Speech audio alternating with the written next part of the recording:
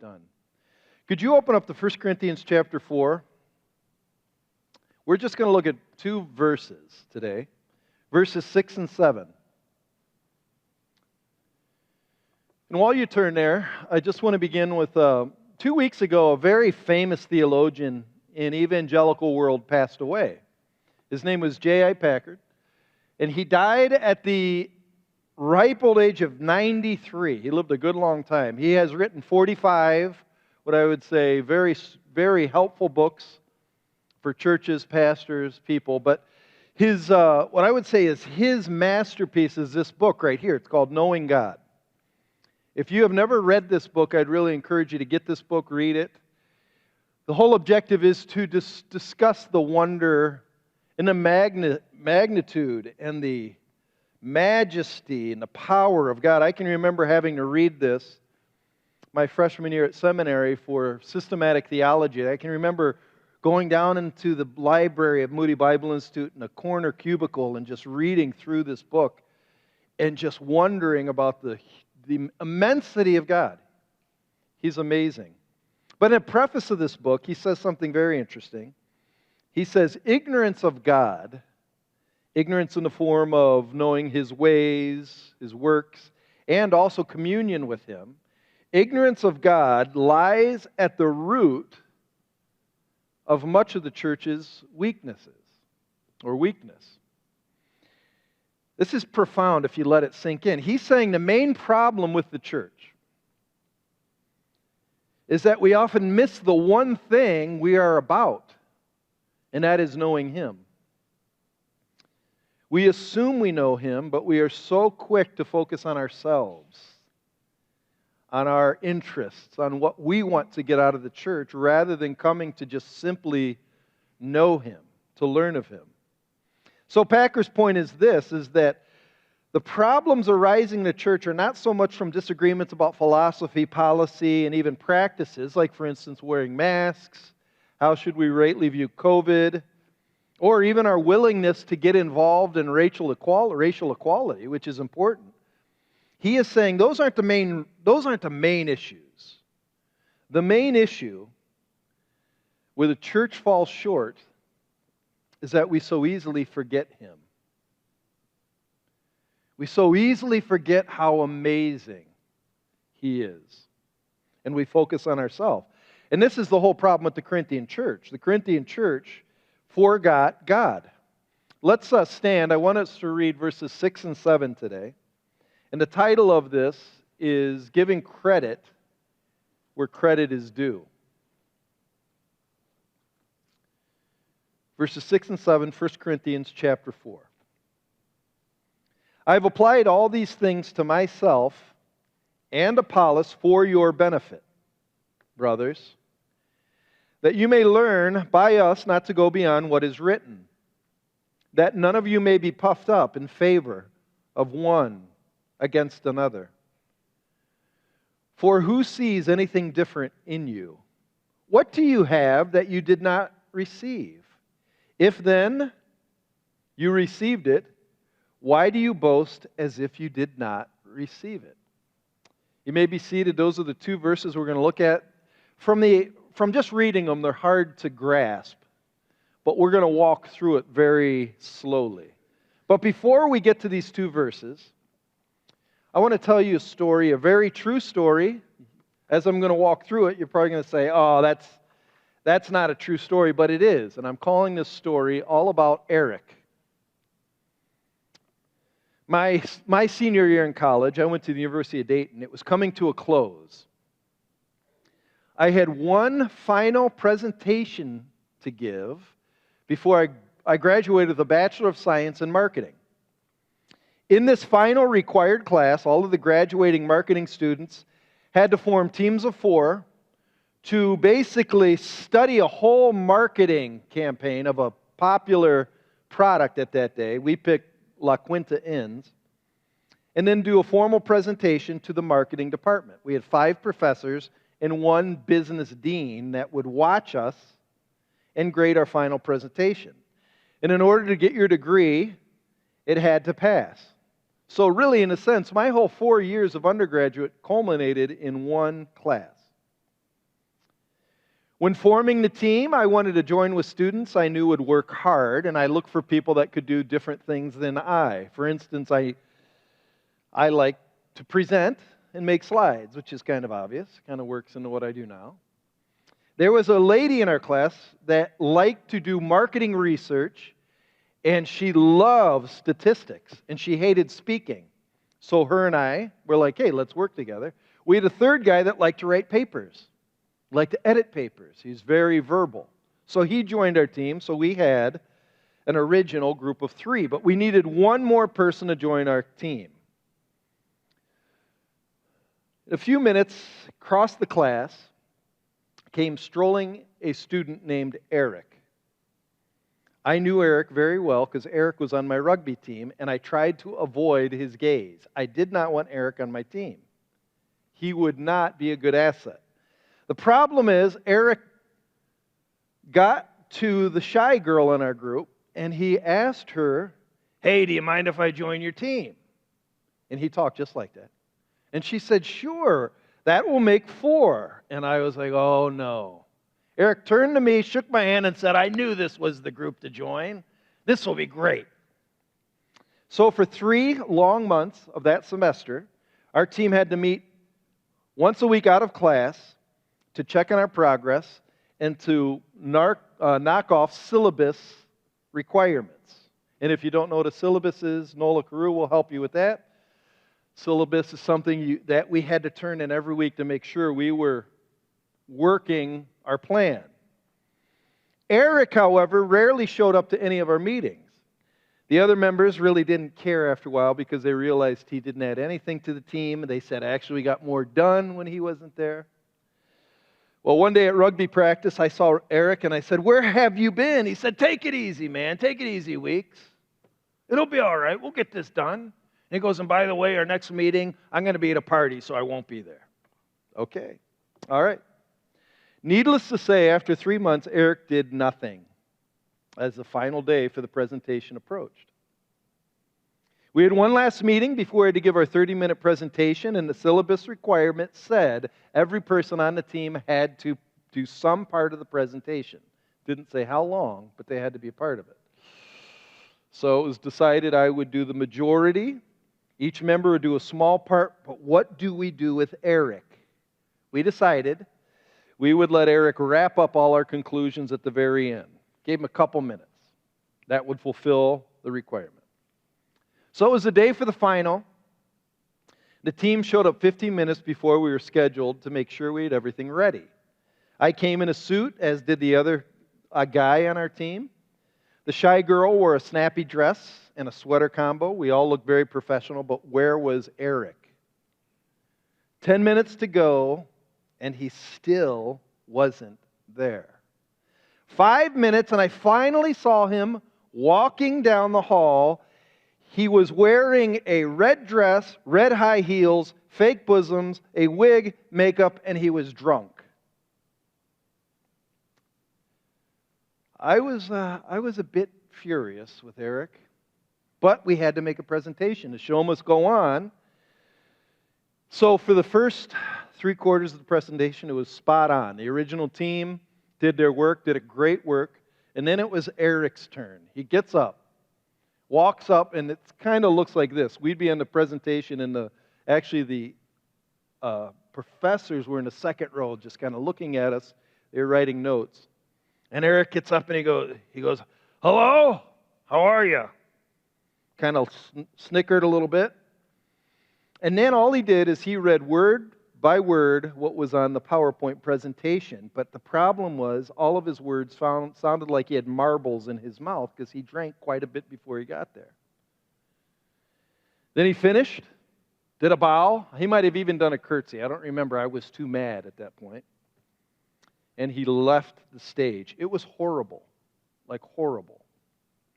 When we were given the results, the dean praised the research, the slides, the paper, but gave an incredibly low grade on the overall presentation, because here's what he said. If this was a serious business deal, the unprofessionalism that your team showed would have caused any client to never want to hire you. Our final overall grade was given, and we squeaked by. We barely passed. After that, we went out into the hall, and Eric was smiling, so cocky, smug. He said, "Oh, I knew we'd pass. Finally, I'm done with this education thing. I'm out of here. I'm graduating." He tried to give us each a high five, but no one did because they wanted to kill him. In his final words as he went down the hall, "Glad I'm done with that class. Now I can go back to the party." He walked away laughing. How do you think the three of us felt at that moment? Here was a guy who did nothing, taking credit for all the hard work we did over 3 months, and he didn't even say thank you. Because we helped him pass the hardest class probably in his whole 4 years of college. He was rude, presumptuous, and ungrateful. How would you feel if you saw a guy almost ruin everything you have worked so hard for? He clearly did not know how to give credit where credit was due. Now, if you understand that and you can feel that feeling, now you know how Paul feels to the Corinthian church. Here is the apostle who planted the church, who preached the gospel, got people saved, and now they want to kick him out. They don't want him around. They didn't even say thank you to him. And they're boasting about themselves and all these other leaders. Now, if you understand the story, now you know how God often feels about us. He does everything every single day. And we often take the credit for how He made us, what we get done, as if He hasn't given us an ounce of grace. It's all mine. I did everything. When He's the one who lets me live and move and have my being. We need to, what Paul is going to say, start giving credit where credit is due. That's what this whole passage is about. It's funny, this morning, or actually yesterday, I go over my sermon, and I like to sit out in the front and, mark stuff that doesn't sound good. Usually, Aaron Vanderwest will ride by on his bike and say, "Hi, Pastor Chris," like that. "Hi, Aaron." And then I was looking at my garden, and the bee balm that was given to me from Sue Scott they're about 4 feet tall and red, and then I have a lot of lilies that are yellow and orange. And I just did some weeding, and I'm like, man, did I do a good job in my garden. Who made the bee balm red? Who made the lily yellow? Who makes the lilac purple and smell like perfume? Jesus clothes the lilies of the field, and yet we often take credit for His beauty. So, that's what we're going to talk about. In verse 6, Paul has reached the limit of his patience. And now he's going to once and for all confront people in the church who are causing divisions. If you remember chapter 3, he's talking about how some people say, well, I'm with Paul, I'm with Apollos, I'm with Peter. And they're arguing over who's the best, and they're arguing over which team is better. And listen to what Paul says in verse 6. I've applied all these things to myself and Apollos for your benefit, brothers, that you may learn by us not to go beyond what is written, that none of you may be puffed up in favor of one against another. He says two things. Number one, he says, I've applied all these things to myself. That means the 2 chapters preceding this, he first of all examined his own heart, and he basically said at the beginning of chapter 4, all I am is a steward. So you could say it like this. Before Paul confronted them, he first applied truth to himself. He saw himself rightly first. He took the log out of his own eye before he goes to others. Did you know that verse in Matthew 7 when he says, when you go to judge someone, take the log out of your eye first? Did you know that he's saying after you take the log out, you still can talk to other people about where they need to grow, but don't do it until you examine yourself first. We often take that as don't judge anybody. No, we are to admonish one another. But the second thing he's saying here is he is saying that their issue is being puffed up, proud, boasting, comparing one to another, and forming teams. He says it in a strange way, though. He says, brothers, really that word is brothers and sisters, I want you to learn not to go beyond what is written, that none of you may be puffed up. What does he mean, don't go beyond what is written? It's a difficult phrase, but most scholars say don't read too deep in it. What he's saying is he already said something that he's just referring back to. Look at 1 Corinthians 1. And he's saying don't go beyond this verse. 1 Corinthians 1:31.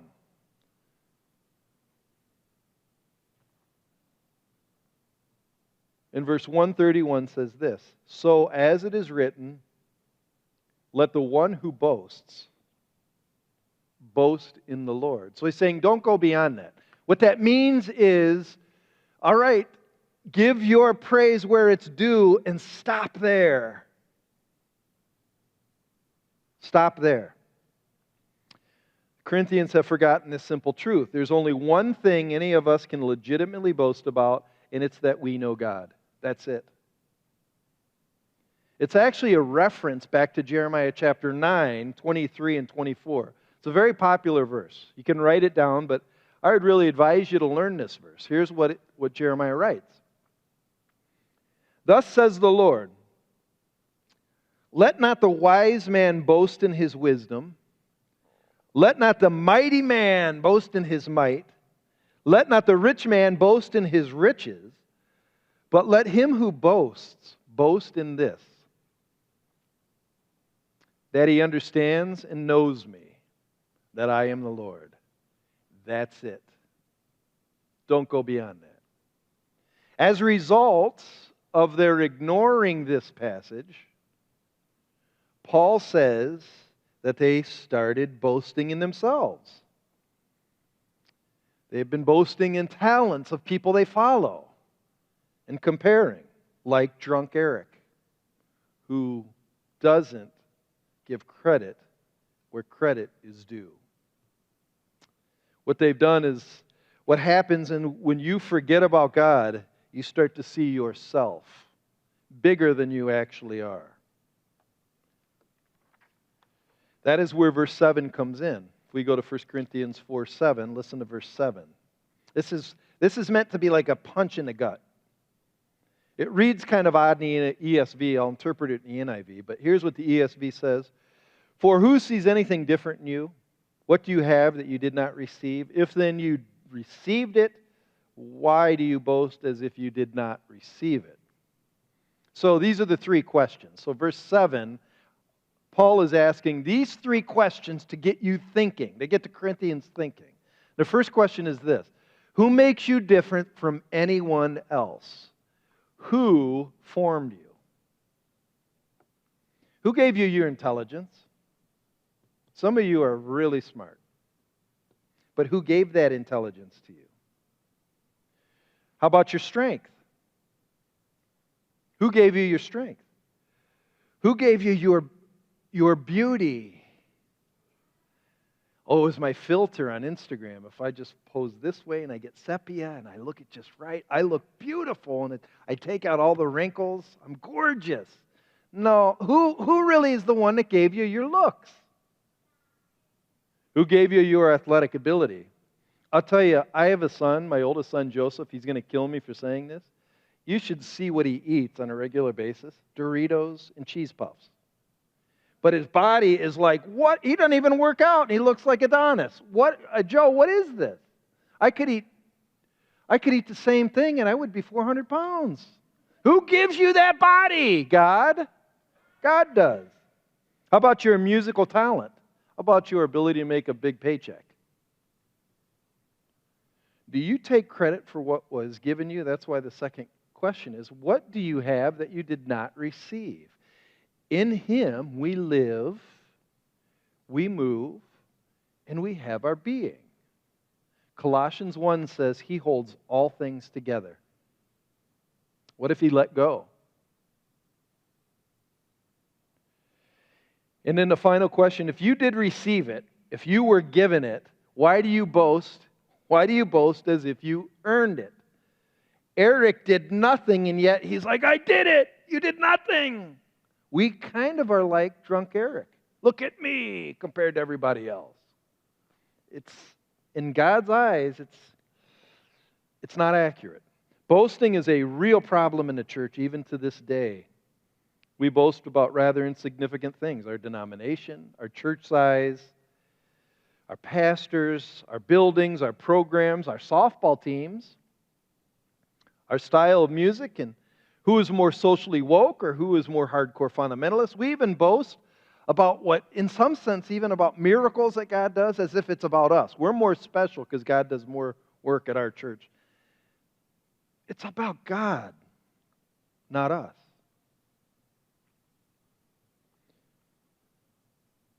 Boasting is the result of comparing ourselves with others, and comparing is a sign we have forgotten about the grace we've been given. I'll say that again. Boasting is a result of comparing ourselves with others, and comparing is a sign we've forgotten about the grace we've been given. In plain language, when we start boasting, it's a clear sign we've forgotten God. We've forgotten God. And when you forget God, what happens is you cause divisions, disunity, because you're comparing. Let me give you another story about another person. The case of Job. There was a man in a group of men in the Old Testament who, for the most part, forgot God. They were ignorant of who He truly was. They recognized Him, they acknowledged Him, but they didn't really know to some degree what they were talking about when they talked about God. And because they forgot God, they started comparing among themselves. Job and the other men, his bad counselors, were talking about their righteousness. The story starts off with Job, who was a good man. And Satan went to God and said, hey, can I kind of mess Job's life up, see if he worships you anymore? So God said, all right, go ahead, just don't kill him. So Job's life began to crumble. His kids died. His wife was on his case. Why don't you just forget God? And his health was hanging on the end of a thread. He would scrape his sores because he was in such bad shape. After 38 chapters of listening to these men, probably like an equivalent of a long Facebook argument, God had enough. He had enough. He needed to confront their ignorance, and He did this by having a face-to-face conversation with Job. I want you to go to Job chapter 38. Imagine being Job. Job is right before the book of Psalms, so turn to Psalms in the middle, go left, and go to Job 38.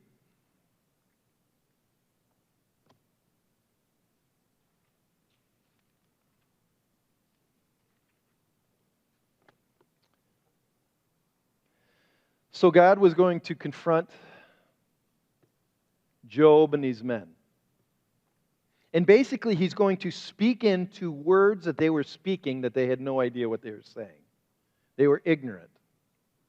And in Job 38, God says this in verse 1. The Lord answered Job out of a whirlwind, and He said, who is this that darkens counsel by words without knowledge? So He's speaking to Job. He goes, Job, all right, you've been speaking a lot. I haven't said anything, and I'm not sure you know what you're talking about. So verse 3, He says, dress for action like a man. Other versions say, brace yourself. Sort of like, get ready, I'm going to question you, and you will have to answer me, or you make it known to me. And here's the first question. And when he asks the first question, if you can't answer the first question, there's no reason to go on to any more. And I'm going to ask you, can you answer this first question? So here it is. Okay, Job, where were you when I laid the foundation of the earth? Boy, I'd love to ask this question to scientists. Oh, the Big Bang, huh? Where were you there? We can't even get the COVID numbers right. You want to get something right that happened thousands of years ago? Where were you? Chris, where were you? All right. Job, where were you? Well, I was on your table in eternity, and I had 10,000 years to go before I was to come to earth. So I was nowhere. I wasn't even a twinkle in my mom's eye yet because I wasn't even there yet. When God made the world, No one existed. We weren't any part of it. We had no say in where he would put the different continents. We had no say in how he'd make animals look. I wish I had a say in some of the animals. There's some weird-looking animals. Why did you make those animals? But I had no say. We have come late on the scene, and we are living in the knowledge others have discovered before us. And what's ironic is because we now live in this knowledge that others have discovered for us, we actually think we're smarter than those who have first discovered it. It's called historical arrogance. No, we have gleaned what they have given us. But the more humiliating dialogue is found in Job 40. Starting in verse 6. So chapter 38 and 39, he kept asking more and more questions. But Job 40, verse 6. Then the Lord answered Job out of the whirlwind and said, okay, got another one for you. Dress for action like a man. That means brace yourself. Get ready. I'm going to question you and you need to answer me. I'll make it known to me. Will you even put me in the wrong? Will you condemn me that you may be in the right? What he's saying is a lot of people, when they don't understand the way God does things, they almost condemn him. Why did you do this? Why would God? They get mad at God as if they know more than God. He's saying, would you condemn me so you are in the right? Have you an arm like God, and can you thunder with a voice like his? Okay, let's say you think you can compare yourself to God. Here's what I want you to do. Verse 10. Adorn yourself with majesty and dignity. Clothe yourself with glory and splendor. Pour out the overflowings of your anger and look on everyone who is proud and abase him. Look on everyone who is proud and bring him low, and tread down the wicked where they stand. Hide them all in the dust together. Bind their faces in the world below. Then I will acknowledge to you that your own right hand can save you. Here's what he's saying. You think you can compare with God? All right, every proud man, take him on and destroy him. Destroy him. Rule the earth right now. Let me see you do that. If you can do that, then I will admit you're an equal. But you can't. Any of you watched that bomb in Beirut this past week?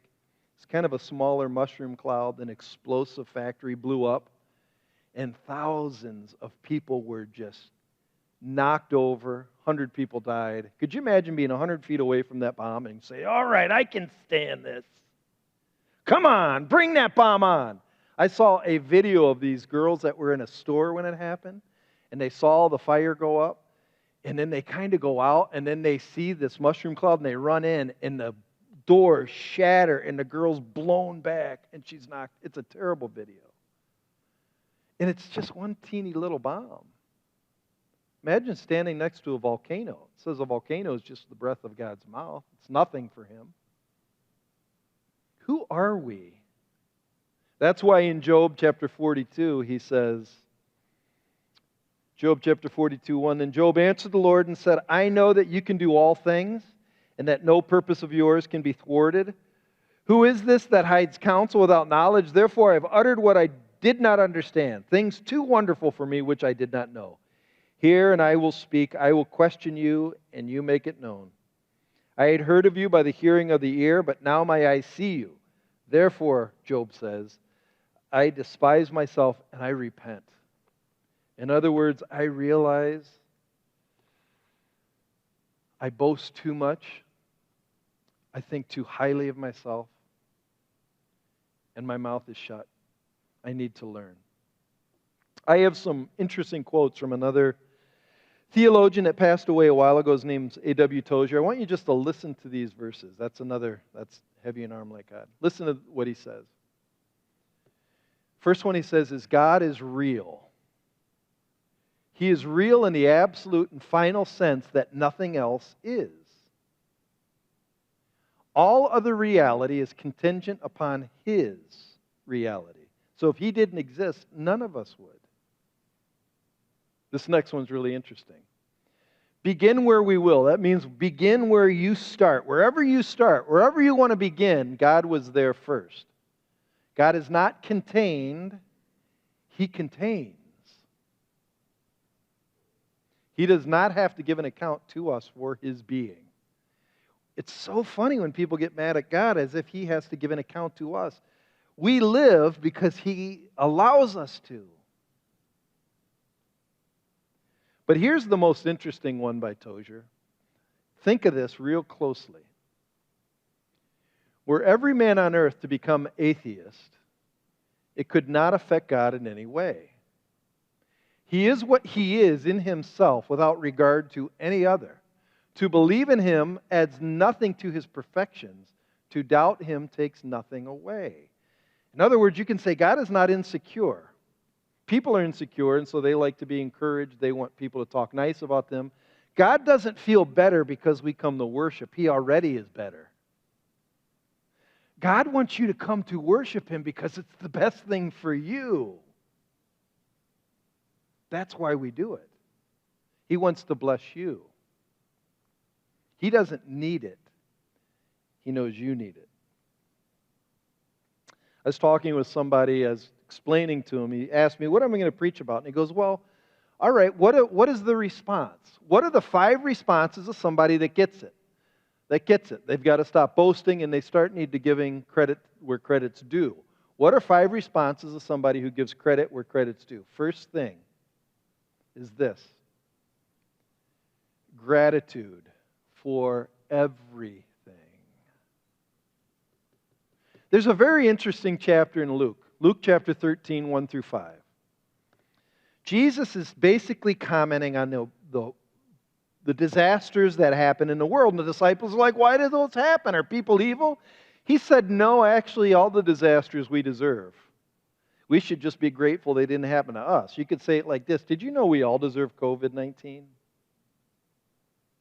The reason we don't have it is because God's gracious. Flips it upside on its head. We should be grateful that we have food and a healthy family, and we can come and worship. Second thing, if you understand this rightly, have active listening. Start listening actively. That means instead of coming quickly to conclusions, listen to what people are saying. I once heard that love, and I need to be better at this, that love in conversation is able to articulate another person's point of view better than they can say it themselves. So before you answer or retaliate, listen to what they're saying. Even in this, there's a guy named George Yancey. He's an African-American theologian in Texas. And he's trying to help break this racial divide. And he says the first thing we got to do is listen to the other side on both sides. Before we argue, listen. Have you listened? Third thing is zero defensiveness when somebody points out my faults. That's hard. But what that acknowledges is I'm limited and I do need other people's opinions. That's hard. Fourth one, stop boasting. If you want to read a psalm that is so good, it's Psalm 86, especially in the NLT. It's incredible. It talks about God, please bend down to hear me. I need you right now. And then this person I was talking to, and I'm saying he said this because it wasn't my suggestion, because if it's my suggestion, you might say, of course this is your suggestion. But he said, here's what people need in the church. They need to defer to godly authority, to pastors, to parents, to godly brothers and sisters in the church that are living a godly life. Because we need each other. And he said, really, one of the biggest problems is leaders aren't respected as much as they used to be. Like Hebrews 13:17 says,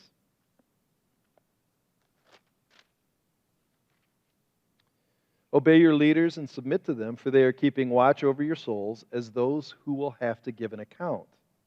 Let them do this with joy and not with groaning, for that would not be an advantage to you. And this is his suggestion, but I think he's right. I think we've lost respect for authority. Because God does put people in place, puts parents, gives you a mom and a dad, gives you teachers, gives you pastors, and gives you brothers and sisters to help you not boast.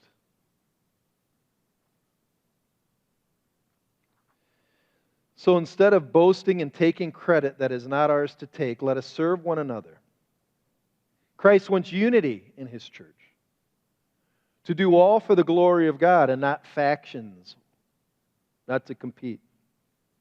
As J.I. Packer said, ignorance of God lies at the root of the church's weakness. I'm going to have one last little story, and I want you to hold on to this. I'm not going to explain it, but I think it will say enough. There's a story about a person who went to visit a mental hospital.